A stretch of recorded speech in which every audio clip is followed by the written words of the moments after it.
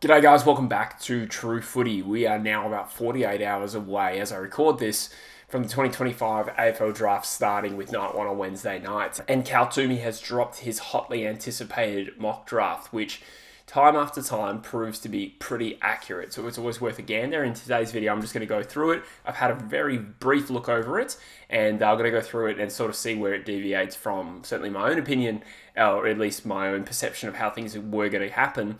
And also how it deviates from a lot of the mocks we've done on True Footy. So most years, Cal Twomey gets around about the top 10 bang on. That was certainly true last year. I don't know exactly his hit rate over the last 5. I know he had one shocking year in 2020 when North surprisingly took Will Phillips and it had a spiral effect through the rest of the top 10. But other than that, he's been pretty bang on. And I think last year it was well past the top 10 that he had all correct.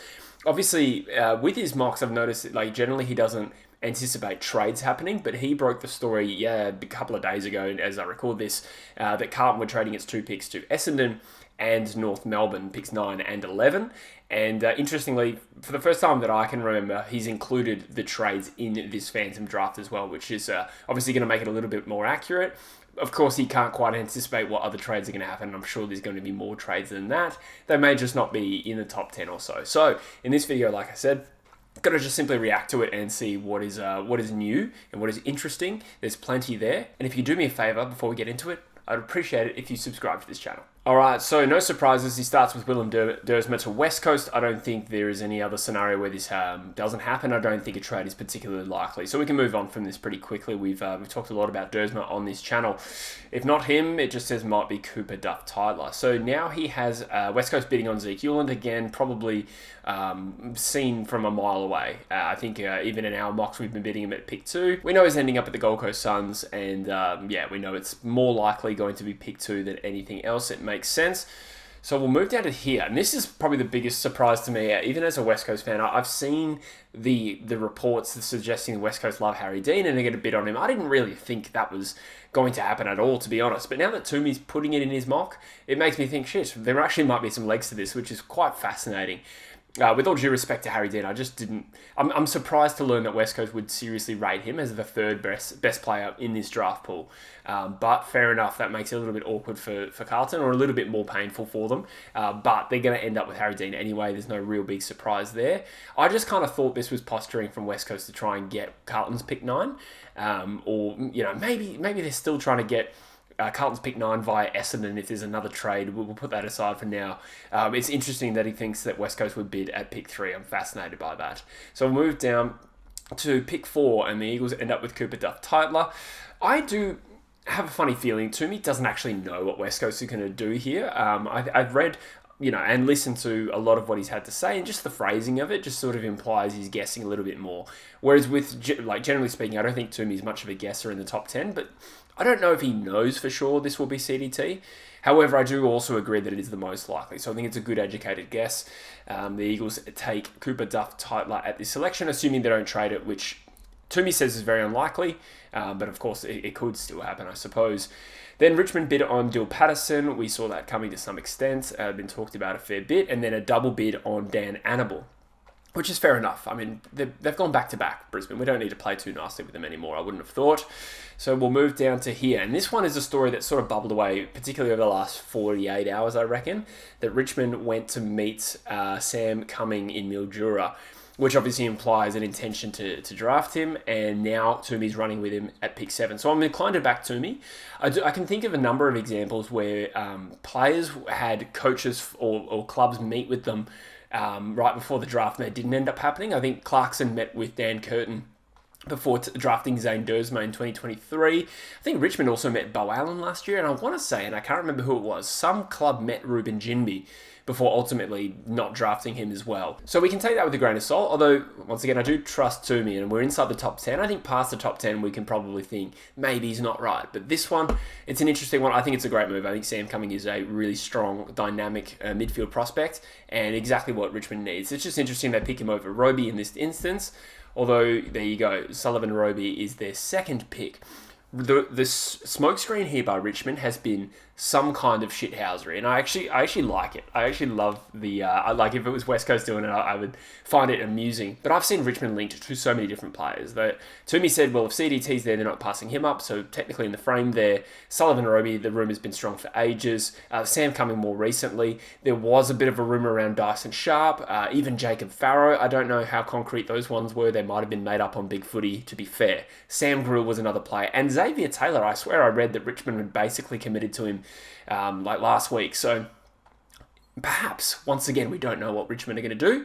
But Sullivan Roby at pick 8, I feel like it's a bit of a bargain, to be completely honest with you. So two somewhat similar mids. Roby's probably more adept as a forward, coming a bit more proven as a midfielder. Obviously, Sullivan Roby has less of a body of work. But obviously, I think both can play the same forward line. And I suppose you do have three sort of similar types there, rotating through forward and mid, with Lawler as well. But a lot of star power in that team now with Richmond. So Essendon get Xavier Taylor. I think this is a really good pick for them, considering they have 3 picks in this scenario. So I don't think they need to go too positionally focused. Xavier Taylor would be a great pickup for them. Just seems locked and loaded to be a very good player at the next level. And then we see Dyson Sharp falling to 10 here. So it's interesting that the range on Dyson is considered a possibility for West Coast pick 2. Twomey even says that earlier in this article, albeit it hasn't been much of a link, but Dyson Sharp falling all the way to 10. Richmond may not go there because they picked, a somewhat slow midfielder last year in Josh Smiley, so maybe they don't double up. Maybe you have one of those mids and not 2, so I can see why Richmond bypass him, whereas Essendon probably don't have that equivalent existing in their midfield, and, they've got some other high draft picks like Ben Hobbs, who they've just delisted, and Elijah Sardas, who is struggling to get into the team at the moment. So perhaps there is a need there. I'd imagine he doesn't slide past here, and he'll be happy. He was a Dons fan, I read. So we'll move to Melbourne here. Jacob Farrow slips through to them. The recent noise on Farrow is that he was being considered as early as Essendon. I did read Farrow to Richmond as well, but again, take that with a grain of salt. I think someone made that up on Big Footy, to be completely honest. But I think this is a good selection. I think Melbourne has addressed their midfield over the last number of drafts. So for me personally, I think Farrow is probably going to be a high-quality running defender, more so than a genuine midfielder. But I could be wrong, and I've been wrong, of course, before. Either way, for the skill level that he has, I think this is a nice addition to, and maybe add something they don't have off a back flank. And then the Cameron Nairn one, this one has bobbed up in the last week. A player that was sort of linked more as a top 30 prospect has now bolted and has been invited to the first night of the draft. So I actually really like Nairn as a prospect, and I've said recently at 188 centimetres, he's more proven as a forward, as a medium-sized forward. Kicked a bag of 7 against WA, so he can find the goals. Very potent player. But I'd imagine if you're drafting him at 12, you're foreseeing that he has the ability to play further up the field. He's got great running capacity and has proven himself a little bit at under 18s level, winning the footy over 30 times in a game. So I'd imagine that's the prototype, the sort of dynamic wingman maybe, more for Nairn. But it continues a little trend here, if this is correct, of Melbourne leaping a little bit on the guys they like. The examples I can think of most recently were probably Caleb Windsor and Colton Tholstrup. Tholstrup in particular was a bolter that year. So this kind of fits the trend with Melbourne. But I like it. I think they've drafted well, to be honest, in recent times. Essendon, with their 3rd pick, have taken a Lockie Doverston. And, I like this. They've got a few NGAs, and they obviously had Kako last year that are all small forwards. So I did maybe wonder if Essendon wouldn't go there. But at the same time, if you have 3 first-round picks, you take the talent, and I think Doverston and Kako, for instance, could be a really good start to a dynamic pairing in the forward line there. And we are seeing the importance of small forwards rise in our game. So I think it's a great pick. I think Doverston's a great player. So we move on to Hawthorn getting Sam Grill. I actually had a feeling this would happen, to be honest. Another player with a bit of a range on him. We saw him linked more in recent times to Richmond. But if he doesn't get to Richmond, he probably falls a little bit, and Hawthorn will snap him up. I think this is a great outcome for Hawthorn. They'll be stoked with that. Clearly looking for a midfielder, and one who probably doesn't have the most well-rounded game right now, because, he's a bit of a smaller body. Still has a lot of upside and can, he's been compared to Zach Butters with his movement, his tenacity. So if he can build that contested game out, you could have a really high-quality midfielder here. So it's a great selection for Hawthorn, in my opinion. We'll move down to North Melbourne. So this is one of the traded picks, and funnily enough, they got him taking Latrell Pickett. So I think on North shopping list, Probably in the 20s are sort of looking more at tall prospects, probably still lacking a little bit of depth of proven ability on their list in terms of talls. But I would also thought a small forward would be on the shopping list. So they have 2 picks probably on the first night, I'd imagine. And Latrell Pickett is one of the biggest bolters so far in this mock. And that would be quite a risky one, but I like it. North have obviously drafted over a number of years now and banked a little bit of young talent, well, fair decent amount of young talent, and I think they are in a position to go for a risk. That might sound silly for a team that finished third last, but I think, a lot of their best players are so young that I think they're actually well poised over the stretch. They just got to get to being competitive, and Latrell Pickett definitely adds a dynamic edge to that forward line. I like it. I wonder what Dylan thinks of that pick. So GWS bid on Harry Kyle. This one is interesting. We did sort of learn recently that Harry Kyle is now most likely to be the first Sydney player bid on, but 16 is the earliest I've seen it. So that's quite interesting here. And Sydney have 2 picks in the 20s. So obviously this ruins their ability to potentially get a pick in before the bids. So they'll have to match here for Harry Kyle. And then GWS take Oscar Taylor. I think we've mocked Oscar Taylor to GWS a number of times recently. I think he fits their ball movement and their game style so well. So he's got great run and dash and probably going to be a good player. However, I didn't read that they've done their work on Latrell Pickett. They love small forwards, GWS. They love it. But I like it. They're also very bold and audacious at the draft table. So West Coast now bid on Jai Murray. Again, I read this a little bit in the lead up to this, to reading this mock, that a number of clubs had done their work on Jai Murray. I don't think I've seen a West Coast connection up until this. I could be wrong, but bit of a smooth-moving sort of defender midfielder that Gold Coast match here. So Gold Coast will have a bit of, a headache on their hands trying to match all the players that they have in their academy.